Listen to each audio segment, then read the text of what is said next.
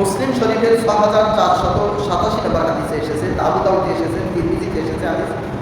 عن أبي هريرة رضي الله تعالى أن رسول الله صلى الله عليه وسلم قال أتدرون ما الغيبة؟ قال الله ورسوله أعلم قال ذكر أخاك بما يكره قيل أفرأيت إن كان في أخيه ما أقول قال إن كان فيه ما تقول قد اغتبته وإن لم تكن فيه ما تقول فقد بحثته। দেখুন গীবত, এখন গীবতটা কি? রাসূলুল্লাহ সাল্লাল্লাহু আলাইহি ওয়াসাল্লাম বর্ণনা করেছেন হাদিসে, আবু হুরায়রা রাদিয়াল্লাহু তাআলা আনহু থেকে বর্ণিত, আন্না রাসূলুল্লাহ সাল্লাল্লাহু আলাইহি ওয়াসাল্লাম বলেন, প্রিয় নবীজি বলেছেন। তার থেকে বর্ণনা করেছেন আবু হুরায়রা। আবু হুরায়রা রাদিয়াল্লাহু তাআলা বললেন, প্রিয় নবীজি প্রশ্ন করেছে সাহাবাদের কাছে। প্রশ্ন কি করছেন? নবীজি মুহাম্মদুর রাসূলুল্লাহ সাল্লাল্লাহু আলাইহি ওয়াসাল্লাম, প্রশ্নকর্তা রাসূল। প্রশ্নকর্তা কে? কাদেরকে প্রশ্ন করছেন? সাহাবাদেরকে। কাদেরকে? সাহাবাদেরকে। সাহাবাদেরকে জিজ্ঞেস করলেন, আতাদরুনা মাল গীবা? তোমরা কি জানো, বলতে পারো গীবত? এভাবে নবীজি তো সাহাবাদেরকে এভাবে শিক্ষা দিতেন। তিনি বলতেছেন, জিজ্ঞেস করছেন সাহাবাদেরকে, তোমরা কি বলতে পারো গীবত কি? গীবতটা কি তোমরা কি জানো? সাহাবারা উত্তর দিলেন, সাহাবারা বললেন, ক্বালাল্লাহু ওয়া রাসূলুহু আ'লাম, ইয়া রাসূলুল্লাহ ইয়া হাবিবাল্লাহ, গীবত কি আমরা না জানি তার চেয়ে আল্লাহ এবং আল্লাহর রাসূল ভালোই জানেন। সুবহানাল্লাহ। সাহাবাদের উত্তর খুব সুন্দর ছিল।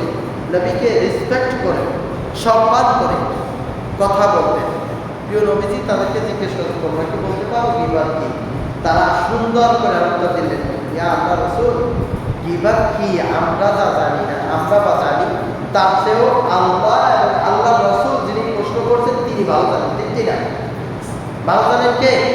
আল্লাহ এবং রাসূল সাল্লাল্লাহু আলাইহি ওয়াসাল্লাম। এই কথা বলার পরে প্রিয় নবীজি তাদেরকে ব্যাখ্যা করেছেন গীবতটা কি। ক্বালা যিকরুকা আখাকা বিমা ইয়াকরা, তাহলে সাহাবারা শুনে রাখো গীবত কাকে বলে। ক্বালা বিশ্বনবী মুহাম্মদুর রাসূলুল্লাহ সাল্লাল্লাহু আলাইহি ওয়াসাল্লাম বললেন, যিকরুকা আখাকা বিমা ইয়াকরা, তোমার ভাইয়ের নামে এমন কথাটা তুমি বললে, তোমার ভাইয়ের নামে এমন কথাটা তুমি উচ্চারণ করলে যেই কথাটা তোমার ভাই অপছন্দ করে।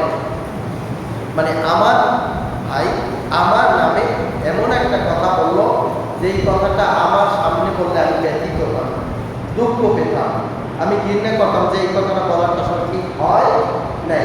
আপনার ভাই বলতে গেলে ইন্নামাল মুমিনুনা ইখওয়া, কোরআনের বাণী হলো যে দুনিয়ায় যত মুমিন আছে সকল মুমিন কি?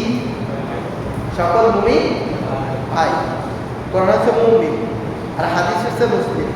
আল মুসলিমু আকুল মুসলিম, কোরআন বা হাদিস বলা আছে আল মুসলিমু আকুল মুসলিম, এক মুসলমান আর এক মুসলমানের ভাই। এই জন্য এখানে যে আপন ভাই বা সহোদর ভাই এটা বোঝানো হয় নাই, বরং একজন মুসলমানের ভাই। সেই হিসাবে সমাজে যে মুসলমান আছে সেই মুসলমানের বিরুদ্ধে যেই কথাটা বলা হয়, যেই কথাটা যদি ওই লোকের সামনে বলা হতো সে ঘৃণা করতো, অপছন্দ করতো, মনে কষ্ট পেত, এই ধরনের কথা তার অবচার, তার অনুপস্থিতিতে অন্য একজনের সাথে বলাটাকে বলা হয় কি বলা হয়? গীবত। এখন সাহাবা সুন্দর করে প্রশ্ন করলেন, দেখুন আপনাদের মনে আমাদের মনে প্রশ্ন আছে, আচ্ছা আমার বিরুদ্ধে আপনি কথাটা বলছেন ঠিক আছে, কিন্তু এই কাজটা তো আমি করেছি, এই কাজটা আমি কি করেছি? আমার যেই কথাটা আপনি বলছেন মিথ্যে বলেন নাই, যদিও আমি কষ্ট পাবো আমার সামনে বলে, কিন্তু আমি কাজটা করছি সেই কাজটাই আরেকজনের সাথে বলছে, তাহলে কি হবে? রাসূলুল্লাহ সাল্লাল্লাহু আলাইহি ওয়াসাল্লামের কাছে সাহাবাগণ প্রশ্ন করলেন, কিলা আফারাইতা ইন কানা ফি আখিহি মা ইয়াকুলু ইয়া রাসূলুল্লাহ, ইয়া রাসূলুল্লাহ ইয়া হাবিবাল্লাহ, যদি কোনো ভাই তার ভাইয়ের বিরুদ্ধে অন্য একজনের সাথে যদি কোনো কথা বলে থাকে আর যেই কথাটা বলল সেই কথাটা যদি তার ভাইয়ের মধ্যে সংগঠিত হয়ে থাকে, তার মধ্যে যদি এই কথাটা থেকে থাকে, যেই কথাটা বলেছে সেই কাজটা তার ভাই করেছে, তাহলে তার ফলাফল কি হবে? তাহলে তার ফলাফল কি হবে? সাহাবারা জিজ্ঞেস করছে যেই কথাটা আমি বললাম আরেকজনের সাথে, বুঝতে পারছেন, সেই কথাটা সে করছে, বা আমি যেই কথাটা করছি, যেই কাজটা করছি, সেই কাজটাই আপনি আরেকজনের সাথে বলছেন। মানে আমার মধ্যে দোষটা আছে, আমার মধ্যে দোষটা আছে, বুঝছেন, আমার মধ্যে দোষটা আছে, সেই দোষটাই আপনি আরেকজনের সাথে বলছেন। এই ধরনের হলে কি হবে?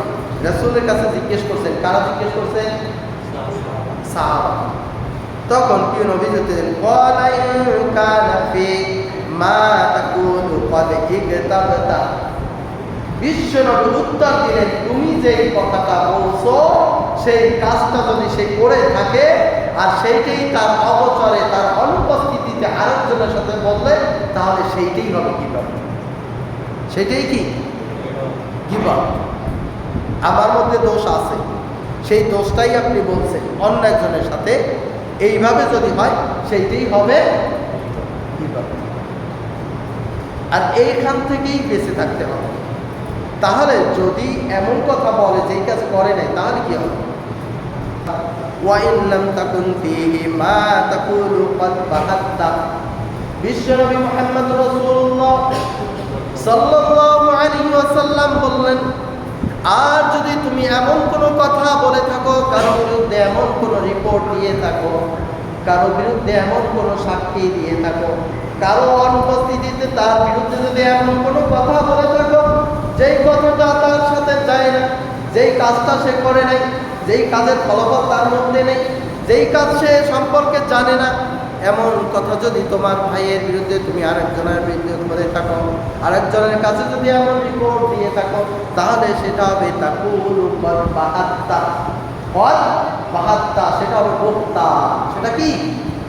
বুহতান। বুহতান মানে হচ্ছে আমি এমন কোনো কাজ করি নাই যেই কাজটা আপনি আমার বিরুদ্ধে বলছেন, অথচ আমি করি নাই। এদেশে হাজারো আলেমকে ফাঁসি দেওয়ার, জেল খাটানোর বিরুদ্ধে ধর্ষণ, লুটতরাজ, গাড়ি মামলা দেওয়া হয়েছে না? আসলে তারা কাজটা করে সবাই জানে, সবাই জানে। যেই বিচারক করছে উনিও জানে যে এই আলেম ধর্ষক না, তারপরেও তাকে সেই ধর্ষণের মামলায় তাকে জেলে ঢুকানো হয়েছে না? এইটাকে বলা হয় বুহতান। এই কাজের সাথে যে করেছে, যে লিপ্ত হয়েছে, সে প্রকাশ্যে হারাম করেছে, আর এর শাস্তি ভয়ানক। রাসূলুল্লাহ বলছেন, যদি করে থাকে সেটা হবে গীবত। আর যেই কাজটা করে নাই, এমন রিপোর্ট যেটা দেওয়া হয়েছে, তাহলে সে সরাসরি হারামের সাথে লিপ্ত হয়েছে, বুহতান করেছে। সেটা কি করেছে? আপনি ঘরে রয়েছেন, আপনি ঘরে ঘুমন্ত, আপনি জানেনও না, তারপর আপনার নামে এমন একটা রিপোর্ট করে থানায় একটা মামলা দিয়ে দেওয়া হয়ে যাবে, অথচ আপনি সেই সময় সেই মুহূর্তে জানেন না ঘরের মধ্যে। এইভাবে যারা মামলা বাণিজ্য করেছে, এখন আবার অনেকে করতেছে, এটা সরাসরি বুহতান করতেছে, টাকা খাওয়ার জন্য, সামাজিকভাবে হ্যারাসমেন্ট করার জন্য, সম্মানহানি করার জন্য। এই সকল কাজের সাথে যারা লিপ্ত হয়, তারা মুসলিম পরিচয় দিয়ে থাকলেও তারা আসলে প্রকৃতপক্ষে মুসলমান নয়। এটা বুহতান। মুসলিম শরীফের হাদিসে এসেছে, একটা মানুষকে সামাজিক হ্যারাসমেন্ট, সামাজিকভাবে একটা মানুষকে অপমান, অপদস্থ করার জন্য এই সকল কাজে লিপ্ত হওয়া যাবে না।